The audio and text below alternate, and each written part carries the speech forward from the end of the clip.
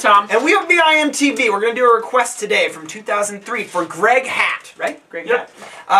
It's Fountains of Wayne. Welcome, Interstate managers. If you don't recognize the band, you will recognize the biggest song of the early 2000s, which is a track on this album, track 3, Stacy's Mom. But has got it going on. Yes, but please don't pigeonhole this band because of that song. Whoa, buddy. I think that song's excellent. No, well, even if you think it's good, it's not all they have to offer. That's like saying that Blur's Song 2 is the only good thing they ever did. Oh God, it gets so much better than that. This band is all about that pop punk rock sound. Very Weezer-esque. Very Weezer-esque.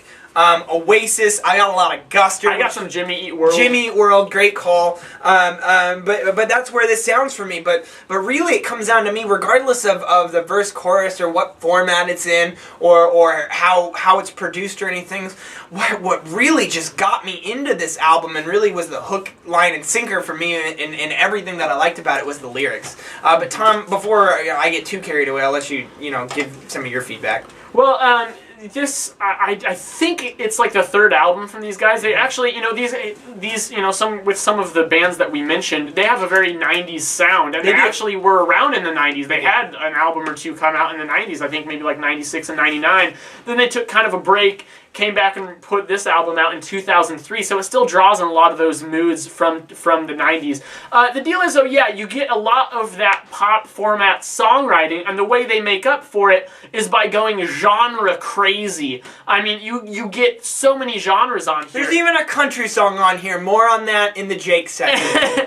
and to tell you the truth, that is what makes this album, but it is also its only downfall, and I'll tell you why. That seems to be kind of contradictory, but it's because they take it to the extreme that they do. I think they're like, oh, okay, keep adding the genres, then they hit the sweet spot right here, and then they just keep going, and they go a little too far. The country song, I feel like, doesn't really work. Haley's Waitress didn't really work for me. I thought that song, it's like they were going for this kind of like light disco, easy listening mood, and it sounded a little forced. So at that point, it's just like, I don't know if it's really worth it. There's some stuff in there. I feel like if they would have axed like 3 or 4 songs, this would have been a much stronger, more concise statement. Clearly, they should have called me. I would have helped them axe a couple songs. Because that is my only criticism of this album. It is literally going to keep this from being an upper 80s, low 90s for me, because I thought the front half was so good.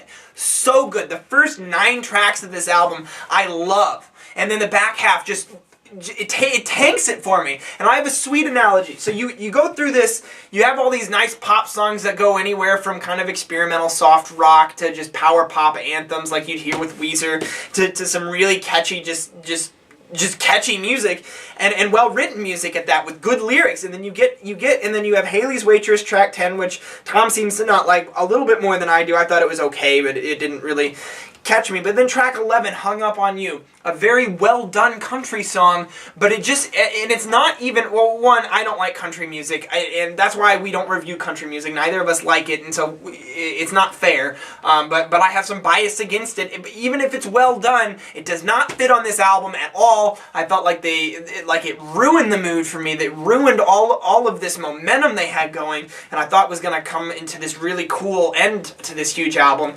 but it didn't. And my analogy is that here's this car, it's going really fast, and it's just making great time and runs great, and it's this brand new like 2010 Corvette in actually a 5-speed instead of those shitty automatics they're making.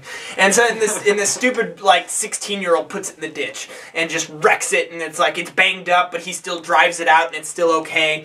But the car just doesn't run. It chugs a little bit. The transmission just shifts a little bit. I mean, it just doesn't run the same. And so even though they do some recovery here and the songs get better after that low point, there's another one, Peace and Love. I think Tom and I hated that song. I didn't hate it. But I did. I hated it. Well, it bothered me. And then I think, 14 and 15 are a little bit more experimental and rocking, but they lack a passion. It reminds me a lot of Oasis and why I don't like Oasis. See, I actually like those tracks a little better.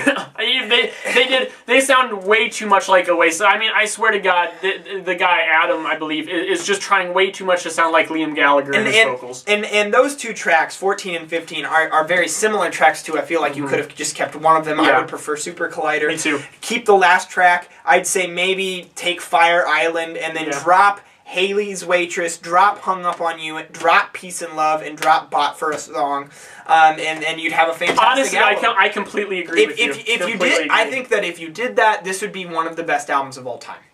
I'm dead serious, Greg, and it just isn't because of that, and I'm gonna give it mid-70s.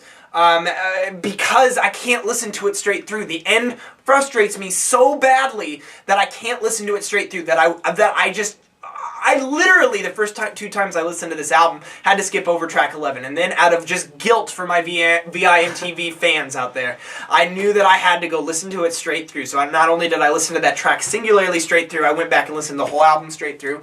And it just and that's what I was talking about when the genre hopping gets forced. Mm-hmm. You gotta know your limits, and I feel like one of the coolest ideas ever is just the fact that they said, hey, let's just make an album where it's pretty simply formatted songs, but the kink in it comes in the fact that we can do a lot of different genres. I think that's awesome, but they overcompensated. They really did. I think. I still really like this album. There are some great songs get stuck in your head. Just good.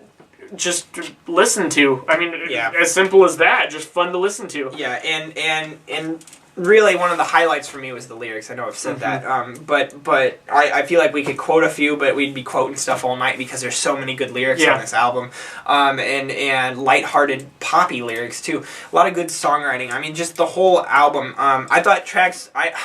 This album just really hurt me because I thought the first 10 tracks, I mean, there's a lot of great albumizing, a lot of signs of just a fantastic album, and it just kind of killed it. And Yours and Mine, it's like a minute long, so we probably won't pick it, but it's a great closer. Mm-hmm. It would still operate as a good closer even if you cut out some of those earlier tracks. Yep. And my favorite tracks, Tom, were 1, Mexican Wine, 4, Hackensack, and 6, Valley Winter Song. That's some of the best guitars and vocals on the album, I think, and lyrics. And then track 9, Hey Julie. I love that song. I am going to go with. I think I'm going to pick 5. Mexican Wine, track 1. I'm also going to pick tracks 7 through 9. All Kinds of Time, Little Red Light, and Hey Julie. Little Red Light is one of the more Oasis-type songs. And then Super Collider, track 15. Super Collider is a good song. And I'm going to give this a 75. I feel like that's where it sits for me. It took a big hit just because I can't listen to it straight through. I'm going to give this an 83. I really enjoyed it. If it wasn't for those songs in there that I didn't like, I mean, they bothered me. Probably didn't bother me as much as you. But this would be like a 90. Yep. So what do you guys think? Do you like Fountains of Wayne? I know they've come out with one album since then, but I don't know if they've been very active lately. No. So if you guys have heard anything, let us know. But if you like them and you like our review, if you disagree, if you think that the album works together, if you can even dig that country song, feel free to give me a little bit of crack. I am a little bit of a... You can give me crack too if you want. I mean, let's be serious here. I am kind of a schmuck and just don't like country. I guess that makes me shitty in some people's lights. Let us know. Leave us a comment. We'd love to talk to you guys. I'm Jake. I'm Tom. Thanks, Greg, for the request. We are VIMTV, moving music critique forward.